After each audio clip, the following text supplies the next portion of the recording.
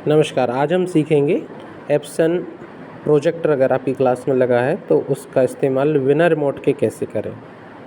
Without remote हम इस Epson projector को यूज़ कर सकते हैं केवल अपने फ़ोन के माध्यम से। उसके लिए सबसे पहली चीज़ है कि हमारे पास ये एप्सन आई प्रोजेक्शन का जो ऐप है वो डाउनलोडेड होना चाहिए, जो कि आपके सामने दिया हुआ है।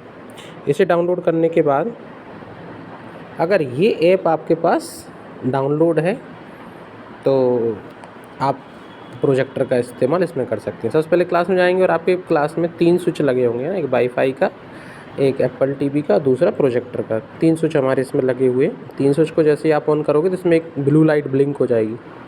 ब्लू लाइट ब्लिंक होने के बाद आपको पावर का बटन इसमें स्विच ऑन करना है। देखिए पावर बटन दे रखा है, यहाँ पर पावर का साइन भी बना हुआ है। ऐसे किसी पेन की सहायता से आप एक बार टच कर दें तो वो ऑन हो जाएगा। यहाँ पर हमने ऑन कर लिया इसको। ये देखिए इसे 2 लाइट ब्लिंक होने लगी है ना, दूसरी उसकी सिंक्रोनाइजेशन की। इसको दबाते समय ध्यान रखें, सावधानी पूर्वक इसका इस्तेमाल करें। अब वापस आप आई प्रोजेक्शन वाले ऐप पर आते हैं। इसको आप ओपन कीजिएगा। ठीक है, ये लिखा है नो नेटवर्क ऑन, तो यहाँ पर आपको वाईफाई सेटिंग ऑन करनी पड़ेगी ना, जिससे उसके जैसे मेरी क्लास 10th का वाईफाई इसमें ऑन है तो मैंने क्लास 10th का वाईफाई को इसमें कनेक्ट कर लिया। ठीक है, उसके बाद मुझे प्रोजेक्टर को सर्च करना है, तो मैं इस ऐप को खोल के रखूँगा तो प्रोजेक्टर सर्च होता रहेगा। इस चीज़ में कई बार टाइम लगता है ना, क्योंकि हमारे जो नेटवर्क इशू रहते हैं कई बार बहुत सारे वाईफाई ऑन रहते हैं, डिफ़ॉल्ट वाईफाई नहीं रहता, तो बहुत सारी प्रॉब्लम्स के कारण यही सबसे बड़ा टाइम टेकिंग है ना। ये मल्टीपल करने से आपकी स्क्रीन भी दिखेगी और सामने वाली स्क्रीन भी चलेगी, ये दोनों चीज़ें, यही सबसे ज़्यादा टाइम लेता है। अगर कोई प्रॉब्लम आ रही है तो आप एक बार चेक कर लें कि आपका वाईफाई ऑन है या नहीं है। ठीक है, अब आपने अच्छे से चेक कर लिया कि हाँ मेरा वाईफाई ऑन है। ठीक है, वाईफाई ब्लूटूथ दोनों ऑप्शन होते हैं उसमें प्रोजेक्टर में। देखिए अब मेरे पास ये प्रोजेक्टर का आइकन शो हो गया यहाँ पर। जैसे ही शो होगा मैं इसको टच कर दूंगा जिससे मैं इसको सिलेक्ट कर सकूं। अब देखिए मेरे पास ऑप्शन आ गया, वो कनेक्ट हो गया है।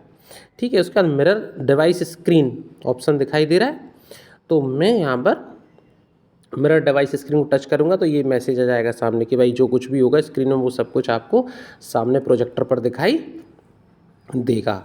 तो ठीक है, हमने ये ऑन कर दिया। साथ में इसमें एक रहेगा रिमोट बटन, आप देख पा रहे होंगे यहाँ पर, ये रहा हमारी रिमोट का बटन।